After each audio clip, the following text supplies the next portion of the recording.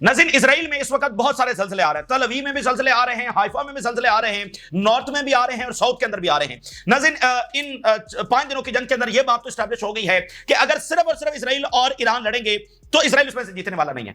देखें, कई साल तक इस जंग के हवाले से यह लिखा जाता रहा कि, और फिर चूंकि उनके थिंक टैंक्स थे, उनका वर्ल्ड व्यू था और एक प्रोपेगेंडा कि ईरान वीक है, ईरान फलाना है, इजराइल के सामने कौन टिक सकता है, इजराइल एक नाकाबिले तस्खीर पार है, तो वो तो उड़ा के रख दिया ईरान ने। ठीक है, उसकी झलक हमने हिजबुल्लाह के हमलों के अंदर देखी थी। ठीक है, तो इनको सोचना चाहिए था, लेकिन बहरहाल एक एरोगेंस बदमाशी उनका मुजाहरा उन्होंने करना था। यह बात तो अब साबित हो गई है कि ईरान और इजराइल की जंग में इजराइल अकेला ईरान से नहीं लड़ सकता है, ना ही वो उनका न्यूक्लियर प्रोग्राम तबाह कर सकता है, ना ही उनको शिकस्त दे सकता है, ठीक है, और ना ही उनके हमले सह सकता है। अभी वो कहते हैं ना 100 सुनार की और 1 लोहार की, अभी ये 1 लोहार की पड़ी भी नहीं है, ये इजराइल की बस हो गई है, अभी लोहार की एक पड़ी भी नहीं है। उन्होंने तो अभी अपने असली हमले किए भी नहीं है, अभी तो ड्रोन्स आने हैं लाखों की तादाद के अंदर, अभी तो खैबर मिसाइल आने हैं जो 1-2 उन्होंने अभी मुजाहरे किए हैं, उससे भी बड़े मिसाइल अभी उन्होंने रखे हुए हैं, हाइपरसोनिक मिसाइलों की भी कुछ झलकियां आई हैं और उनके पास बहुत मिसाइल है, उन्होंने 40 साल में मिसाइल ही बनाए हैं, और पीछे चाइना और रशिया। तो इस वक्त तो ऐसे धमाके हो रहे हैं तल अवीव और हाइफा इधर उधर कि ऐसा लग रहा है कि वहां पर जो है वो ज़लज़ले आ रहे हैं। तो दूसरी तरफ ट्रंप है जो कह रहा है कि धमकियां लगा रहा है और उसकी बातें अजीबोगरीब, कभी कहता है मुझे पता नहीं था, फिर कहता है मेरी मर्जी से हुआ, अब वो कह रहा है तेहरान को इवैक्यूएट किया जाए, सिचुएशन रूम में वो पहुंच रहा है और खतरा है कि अमेरिका जब अटैक कर सकता है। सबसे बड़ा जो डायलेमा जिसके अंदर इस वक्त इजराइल फंस गया है नेतन्याहू की वजह से, कि अगर वो जंगबंदी होती है तो इजराइल के लिए शिकस्त फाश होगी, लेकिन अगर वो आगे बढ़ते हैं तो इस जंग में यह भी खतरा होगा कि मुकम्मल तौर पर अमेरिकी डोमिनेंस का यहां से खात्मा हो जाए रीजन से, और इजराइल को मुकम्मल तौर पर जब वो शिकस्त हो जाए। मुकम्मल शिकस्त का मतलब फिर क्या होगा? तो एक डायलेमा के अंदर अपनी बदमाशी, अपनी गलत पॉलिसी की वजह से इन्होंने फंसा लिया है, और ट्रंप जो है वो आप देखें तो फेल हो चुका है। एक भी जो बड़े फॉरेन पॉलिसी के इश्यूज हैं उसमें एक के अंदर भी ट्रंप कामयाब नहीं हो सका है। उसने सोचा कि ये दुनिया जो है वो अमेरिका ही चला रहा है, लेकिन एक्चुअली अब दुनिया में बहुत कुछ बदल गया है। अब दुनिया जो है वो सिर्फ अमेरिका नहीं चला रहा, अब इसके अंदर और भी स्टेक होल्डर्स आ चुके हैं। तो अब आप नोट करें, ट्रंप ने आकर अपनी विल इंपोज करने की कोशिश की है, उसका नतीजा जंगों की सूरत में तो निकल रहा है। जैसे उसने ईरान के ऊपर अपनी विल इंपोज करने की कोशिश की, बात नहीं बन सकी, नतीजा जंगों की सूरत में तो निकल रहा है, लेकिन उसकी विल नहीं मानी गई। मजीद क्राइसिस आ रहे हैं, मजीद जंगें होने जा रही हैं, होंगी, लेकिन जैसे वो सोच रहा था कि वो आएगा और पीस थ्रू स्ट्रेंथ और बस वो धमकियां लगाएगा और सब जी हाथ बांधकर खड़े हो जाएंगे, फेल हो गया। ट्रंप डोमेस्टिकली भी फेल हो गया और इंटरनेशनल पॉलिसी बड़े इश्यूज के ऊपर, यूक्रेन की जंग फेल हो गया, तिजारती जंग फेल हो गया, ईरान का मामला फेल हो गया, मिडिल ईस्ट में फेल हो गया, ठीक है ना, साउथ ईस्ट एशिया किधर गया, अफ्रीका। अभी इस वक्त आपको पता है क्या हो रहा है? चाइना के अंदर, यानी अब अमेरिका ड्रैग हो रहा है जंगों में, और इलोन मस्क कह रहा है कि ये दिवाली हो सकता है। चाइना में इस वक्त क्या हो रहा है? चाइना में चाइना और सेंट्रल एशिया की इस वक्त समिट हो रही है। अभी कोई 3-4-5 दिन पहले जो है चाइना और अफ्रीका की समिट हुई है, जिसमें $11 बिलियन की इन्वेस्टमेंट का अनाउंस किया गया। चाइना और सेंट्रल एशिया की इस वक्त समिट हो रही है, जिसमें $30 बिलियन की इन्वेस्टमेंट का ऐलान किया गया है, $30 बिलियन की। ये चाइना, तो चाइना इस तरह से आगे बढ़ा। और अगली बात जो हम आपके सामने रखने जा रहे हैं, चाइना के सदर से जो बात सामने आ रही है, कल पुतिन ने इनके साथ मुज़ाकरात कैंसिल कर दिया अमेरिका के साथ, जो कि बायलैटरल थे, कैंसिल कर दिए। और अभी चाइना के सदर ने क्या बयान जारी किया? चाइना के सदर ने कहा है, अब आप देखिए ये किस तनाजुर के अंदर बात हो रही है, कि दुनिया जो है वो अमेरिका के बगैर भी आगे बढ़ सकती है। अगर अमेरिका दुनिया का एहतराम नहीं करेगा तो फिर दुनिया अपने अंदाज में जब आगे बढ़ेगी, और अमेरिका के बगैर दुनिया आगे बढ़ सकती है। और एमबीएस ने भी कुछ अर्सा पहले ये बयान दिया था कि दुनिया अमेरिका के बगैर तो रह सकती है, चीन के बगैर नहीं रह सकती। तो यहां से सिग्नल गए ईस्ट से ट्रंप को, और फिर ट्रंप के अंदर कितनी बड़ी मज़ामत है उसकी अपनी इंतजामिया में और उसके वोटर्स कि ये कौन सी जंग है जिसकी तरफ लेकर जाया जा रहा है। तो यहां से मैसेज गया कि ये हमला नहीं करना, और फिर हो गया तो नहीं, इसको रोकना है। लेकिन ट्रंप ने बहरहाल बात नहीं सुनी, और मैक्रोन ने कहा कि ये स्ट्रेटेजिक एरर होगा, लेकिन ऐसा लग रहा है कि ट्रंप जब आगे बढ़ रहा है तो ईरान से इस वक्त हमले भी हो रहे हैं, और साथ ईरान ने यह कहा है कि वो एक लंबी जंग के लिए तैयार है, और उन्होंने कहा कि अब हम स्ट्रेटेजिक अपनी जो कैपेबिलिटीज है उनका मुजाहरा बहुत जल्द करने वाले हैं। यानी अमेरिका हमला करने आ रहा है और ईरान इधर से कह रहा है कि हम लंबी जंग के लिए तैयार हैं, और अपनी जो स्ट्रेटेजिक कैपेबिलिटीज है वो अभी इजराइल के ऊपर हमने इस्तेमाल नहीं की है, हम आगे मजीद इस्तेमाल करने जा रहे हैं। यानी अमेरिका को मैसेज दिया जा रहा है, ठीक है, और लंबी जंग के लिए उन्होंने कहा कि हम तैयार हैं। और अगली बात सुनिए, ईरान के फॉरेन मिनिस्टर का बयान जारी हुआ है, उन्होंने कहा है कि रीजनल और इंटरनेशनल प्लेयर जो है वो शामिल हो सकते हैं इस जंग के अंदर। वेरी वेरी बिग, कुछ देर पहले का ये स्टेटमेंट है। इंटरनेशनल प्लेयर से तो लग गया कि अमेरिका इसमें शामिल होने जा रहा है, अमेरिका इसमें हमला करने जा रहा है, लेकिन सवाल यह है कि रीजनल प्लेयर्स कौन से? मतलब रीजनल प्लेयर से मुराद है कि खित्ते का कोई मुल्क जो है वो इस जंग के अंदर शामिल होने जा रहा है। ये ईरान के फॉरेन मिनिस्टर ने बात की। और इस वक्त बड़ी खतरनाक बात जो सामने आ रही है कि जंग पर्शियन गल्फ के अंदर फैल रही है। ऑयल और गैस जिसका सबसे बड़ा दुनिया को खतरा है कि यह दुनिया को बहुत ज्यादा नुकसान पहुंचा सकता है यह मामला, तो पर्शियन गल्फ के अंदर जंग फैलने जा रही है।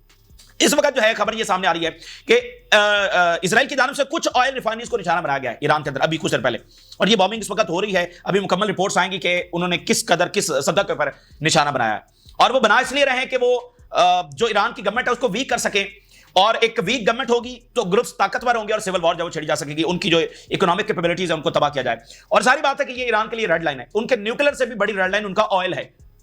ठीक है, न्यूक्लियर तो फिर भी बनाया जा सकता है, लेकिन ऑयल जो है वो दोबारा उस तरह से नहीं, तो ऑयल उनकी सबसे बड़ी रेड लाइन है और नाकाबिले तलाफी एक ऐसी चीज है, पॉइंट ऑफ नो रिटर्न है। तो अभी खबर ये सामने आ रही है कि इजराइल इस चीज की प्रिपरेशन कर रहा है कि पर्शियन गल्फ के अंदर एक जो गैस प्लांट है, ये दुनिया का one of the largest gas plant है, और इसमें ईरान और कतर का शेयर, यानी ईरान और कतर ज्वाइंटली इसको डील करते हैं, वहां पर अटैक होने जा रहा है। और वो कतर के पास है, पर्शियन गल्फ के अंदर है, वहां पर इजराइल अटैक करने जा रहा है, और कतर ने जो है वो वार्न किया है, और कतर ने कहा कि रीजनल वॉर छिड़ सकती है, और इजराइल ने अगर ये हमला किया ऑयल और गैस के ऊपर तो ये दुनिया देख ले कि दुनिया की इकोनॉमी हिट होने जा रही है और ऑयल प्राइसेस दुनिया से संभाली नहीं जाएंगी। ये कतर की स्टेटमेंट सामने आ रही है, और रशिया ने यह वार्न किया है कि उनको जो सूरत हाल लग रही है उनके मुताबिक रैपिडली मामला रीजनल वॉर की तरफ जा रहा है। ये रशिया से जब स्टेटमेंट जारी हुई है, और साथ जो न्यूक्लियर फैसिलिटीज के ऊपर ईरान में अटैक कर रहा है इजराइल बार बार, अब खतरा यह पैदा हो गया कि जो रेडियो एक्टिव है, क्योंकि कुछ जो न्यूक्लियर फैसिलिटीज हैं वो कोस्टल लाइन के भी करीब हैं, तो यह खतरा पैदा हो गया कि वहां से जो रेडियो एक्टिव जो रेज हैं वो निकल सकती है और पर्शियन गल्फ की तरफ आ सकती है, गल्फ कंट्रीज की तरफ आ सकती है। टकर कार्लसन के साथ जो कतर के प्राइम मिनिस्टर हैं, उन्होंने 2 महीने पहले एक इंटरव्यू दिया था, और उन्होंने कहा था कि अगर यहां पर यह जंग छिड़ती है और मामला न्यूक्लियर की तरफ जाता है तो हमारे पास सिर्फ 3 दिन का रिजर्व है पानी का, ठीक है ना, उसके बाद हमारे पास पानी का रिजर्व नहीं है, और ये जंग इस पूरे रीजन के लिए तबाहकुन होगी, और यही सबसे बड़ी डेटरेंस है इस जंग की कि ये सब की इकोनॉमीज को ले डूबेगी। तो अब देखिए कितना रैकलेस और कितना इलॉजिकल और कितना अननेसेसरी स्टेप जो है वो इजराइल और अमेरिका की जान से उठाया गया और अग्रेशन दिखाया गया।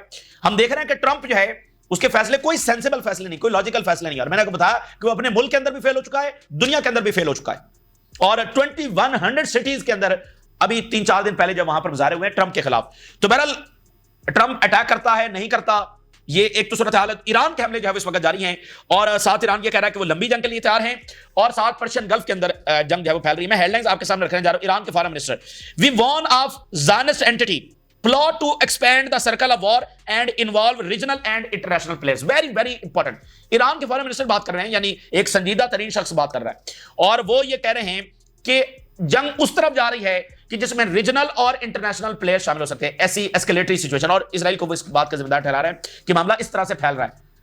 इंटरनेशनल से ज्यादा मुझे तजस्सुस जो है वो रीजनल प्लेयर्स के अंदर है कि कौन सा मुल्क है जो इसमें जंग में शामिल होने जा रहा है। ये मेरे लिए ज्यादा तजस्सुस की बात है, और वो ईरान की तरफ से होगा या इजराइल की तरफ से होगा, कितनी इंपॉर्टेंट बात है। तारीख देखिए, ये वो जंग छिड़ गई है जिसमें नए नक्शे बनने मिडिल ईस्ट के। अगर इजराइल को शिकस्त हो जाती है तो फिर भी तो नए नक्शे बनेंगे, अगर दूसरी तरफ शिकस्त होती है तो फिर इजराइल अपने मुताबिक नए नक्शे बनाएगा, अमेरिका। तो ये इस रीजन की सबसे फैसला कुन जंग है, ठीक है ना, जिसमें कौमों का सर्वाइवल, कौमों की आजादी, डिग्निटी वो ऑन स्टेक है, और अब मुसलसल जो है वो वर्ल्ड वॉर का जो रिस्क है उसको कैरी कर रहे हैं। ईरान ये कह रहा है कि हमने अभी तक जो अपनी स्ट्रेटेजिक कैपेबिलिटीज हैं, we have not even begun to use our missiles capabilities strategically, ये तो अभी हमने इस्तेमाल ही नहीं किए, और ये वो अमेरिका को मैसेज दे रहे हैं। और साथ वो कह रहे हैं कि हम एक लंबी जंग के लिए तैयार हैं। Iran ready for prolonged war. देखें, प्रोलॉन्ग्ड वॉर किसके साथ होगी? इजराइल के साथ तो नहीं होगी, अमेरिका के साथ होगी। भाई इजराइल कैसे इस जंग को जारी रख सकता है, और ना ही इजराइल की फौजें यहां पर उतरने वाली हैं, और फिजाई हमले वो कितने सह सकता है, ये हमारे सामने बात आ गई है।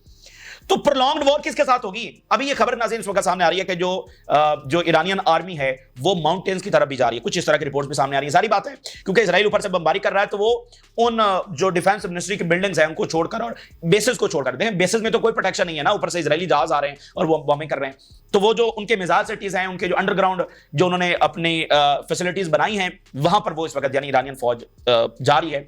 बेसिस पर भी है, लेकिन एक हमें बताया जा रहा है कि वहां से काफिले जब वो मूव कर रहे हैं। तो प्रोलॉन्ग्ड वॉर किसके खिलाफ होगी?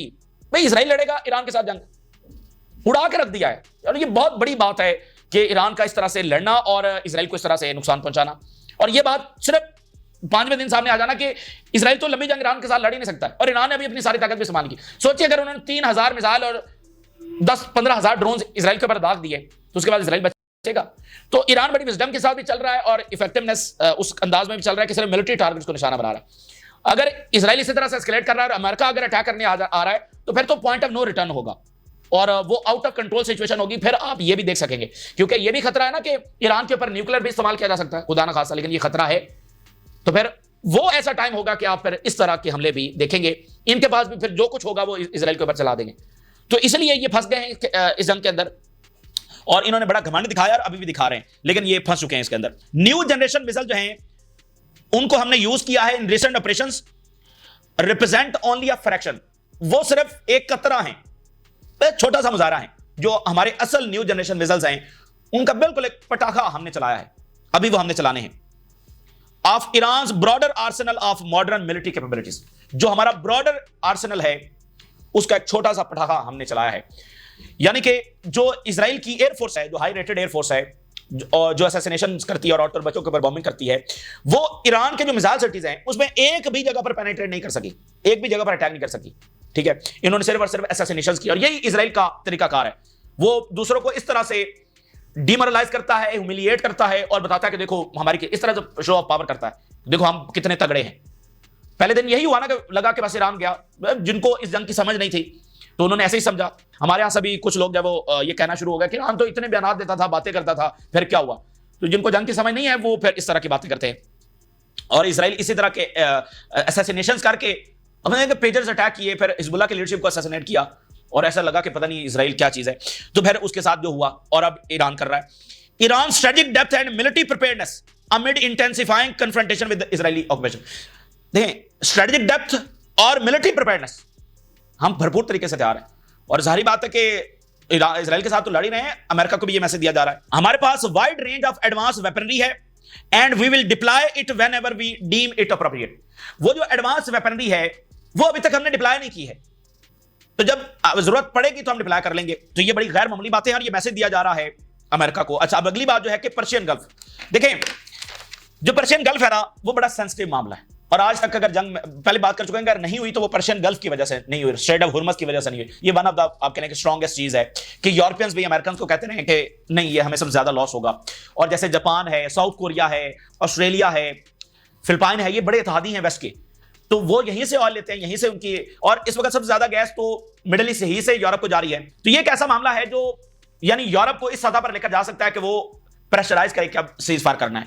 लेकिन यूरोप के पास कोई लिवरेज है नहीं, ट्रम्प के होते हुए उनके पास ये कोई लिवरेज है नहीं, इसलिए जो है वो ये सीज फायर के लिए कितना मुअस्सर हो सकेगा हमें पता नहीं, लेकिन मामला खराब होने जा रहा है। यूरोप की मार्केट गिर गई है और तेजी के साथ गिर रही है और साथ कतर ने वार्न किया है कि ईरान के ऊपर जो उनकी ऑयल फैसिलिटीज है और जो गैस फैसिलिटीज हैं उनके ऊपर अटैक होने जा रहा है और उन्होंने कहा कि ये इररिवर्सिबल होगा, ये दुनिया खबरदार हो जाए, इजराइल को रोके, ये इररिवर्सिबल लॉस होगा और जो कीमतें हैं वो संभाली नहीं जाएंगी। देखे ना, हमेशा हम बात करते रहे कि ये बंदा जब दुनिया को तबाही की तरफ लेकर जा रहा है। तो अब मुझे बताइए, गजा के अंदर जो जंग थी, अब ये जो जंग है वहां से फैलते फैलते यहां तक आ गई, तो सारी दुनिया की इकॉनमी मुतासर नहीं होने जा रही, तो हम और आप सब दुनिया में मुतासर नहीं होने जा रहे।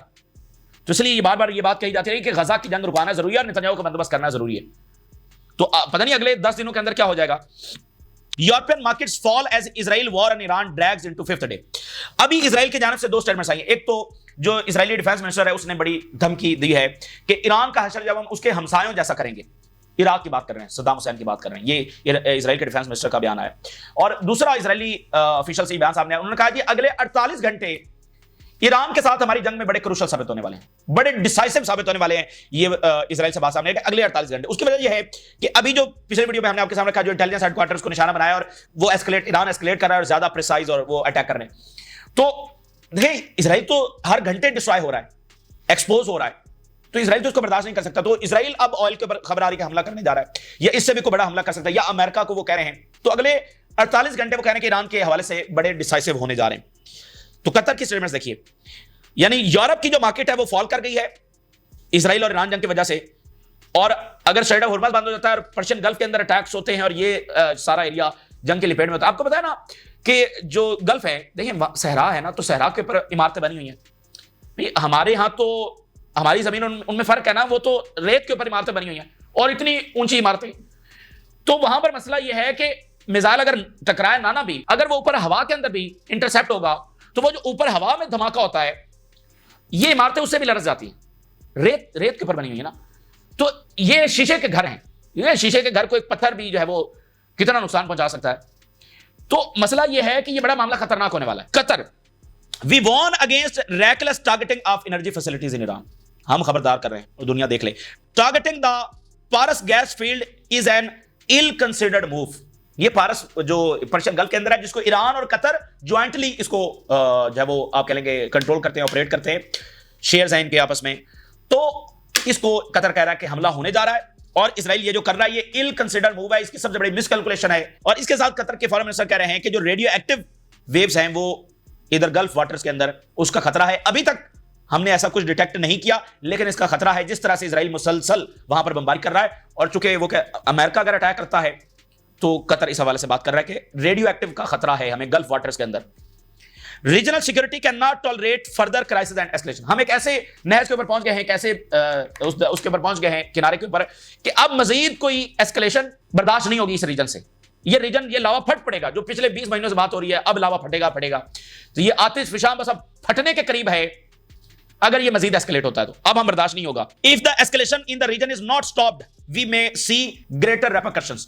अगर यहां पर एस्केलेशन जो है वो नहीं रोकी गई तो बहुत बड़े ग्रेटर रेपरकशन जो है वो हम सब देखने जा रहे हैं। The Israeli move is miscalculated and will have repercussions on oil prices. भाई दुनिया, भाई ऑयल का देखें, ऑयल की प्राइसेस ऊपर जाएंगी तो ऑयल बेचने वालों को फायदा होगा, और नुकसान किसको होगा? वो दुनिया को मैसेज दे रहे हैं। और फिर इकोनॉमी कनेक्टेड है तो ये दुनिया सस्टेन नहीं कर सकती है। ये दुनिया को बहुत बड़ी तबाही की तरफ जब धकेला जा रहा है। और रशिया की स्टेटमेंट आई है, the situation in middle east is alarming and currently heading towards further escalation. इस वक्त जो मिडिल ईस्ट की सूरत हाल है वो बहुत अलार्मिंग है, और रशिया की कैलकुलेशन के मुताबिक वो एस्केलेट हो रही है। तो मैंने आपको बताया जो डायलेमा है कि अब यहां से जंग कैसे रुकेगी, खासकर जब इजराइल की इतनी तबाही हो रही है, जब इजराइल की इतनी पिटाई हो रही है, जब इजराइल की ताकत इतनी एक्सपोज हो गई है, तो अब जंग कैसे रुकेगी? यानी जंग रोकेंगे तो शिकस्त फाश है, आगे बढ़ेंगे तो मुकम्मल तबाही है। ठीक है ना, मुकम्मल ऑर्डर जाएगा। इसके पूरे खतरात मौजूद हैं अमेरिका के लिए। तो इसलिए इन्होंने अपने इस रैकलेस और मिसकैलकुलेटेड इस बिहेवियर की वजह से अपने आप को एक डिलेमा में फंसा लिया, और साथ रीजन के लिए बड़ा अफसोसनाक और अनफॉर्चुनेट टाइम है कि इस रीजन के लोगों को इन शैतानी ताकतों की वजह से क्या क्या भुगतना पड़ेगा। और आप देखिए जनूबी एशिया वाले, लेबनान से मामला शुरू हुआ, लेबनान से शाम, शाम से इराक, इराक से ईरान तक पहुंच चुका है। तो ईरान से आगे जो है वो जनूबी एशिया शुरू हो जाता है, और उसके साथ किस किस के बॉर्डर्स लगते हैं। तो इसलिए जो हमसाया ममालिक है, इन्होंने ईरान को असलहा देने का ऐलान किया ना, और बहुत सारे मुल्क दे रहे हैं, जिसमें एक मुल्क जो है वो पाकिस्तान भी है। तो इसको इस अंदाज के अंदर देखें, लेबनान से होता हुआ शाम, शाम से इराक, इराक से ईरान, और फिर इसके आगे फिर कहां तक जाएगा। तो इसलिए ये मामला सिर्फ अब रीजन का नहीं रहा, मिडिल ईस्ट का नहीं रहा, बल्कि इधर वालों का भी बन गया, अब साउथ एशिया वालों का भी बन गया। तो ये बड़ा मामला जो खराब है। और रशिया के जो सिक्योरिटी काउंसिल के चीफ हैं, जो former defence minister Sergei Shoigu, वो इस वक्त नॉर्थ कोरिया पहुंचे हैं, और ये उनका एक हफ्ते के अंदर दूसरा दौरा है। ये बड़े सीनियर आदमी हैं, 10 साल डिफेंस मिनिस्टर रहे हैं, आप इनको जानते हैं। बहुत सारे दौरे अभी रिसेंटली इन्होंने ईरान के भी किए थे। स्ट्रेटेजिक जो पार्टनरशिप हो रही थी उसमें ये काफी मुतहरिक रहे थे, प्यूटन के करीब है, 10 साल डिफेंस मिनिस्टर रहे। तो अभी सिक्योरिटी काउंसिल के चीफ है, नॉर्थ कोरिया पहुंचे हुए हैं। Russia security council chief Shoigu visit North Korea to advance defence pact. अब ये सारी बातें जो हो रही हैं, ठीक है ना, ईरान हर जगह पर डिस्कस हो रहा है, कैसे आगे बढ़ना है, आलमी जंग के खतरात है। आखिरी हेडलाइन देखिए और इजराइल का अंजाम देखिए।